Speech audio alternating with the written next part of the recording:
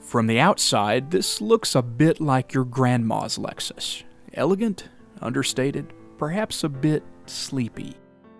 But when you hear it, you immediately realize that it isn't your typical Lexus. It's called the ISF, and it's the Japanese answer to the BMW M3 or the Mercedes C63 AMG. And that means it's absolutely insane.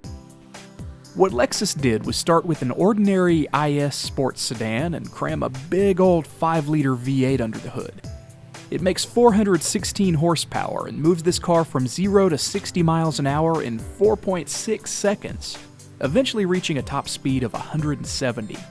It's lightning quick. It's about more than just power, though. The steering has a heavy, precise feel to it, and the gigantic disc brakes can bring it to a stop in no time. And one of my favorite things about it is the 8-speed automatic transmission. Now, I usually hate automatics in sports sedans, but in this case I love it because it can shift a lot faster than I could manually, in as little as 1/10 of a second.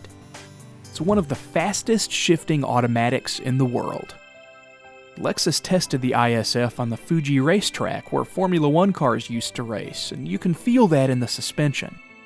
It's so different from the typical Lexus because they dialed out most of the body roll.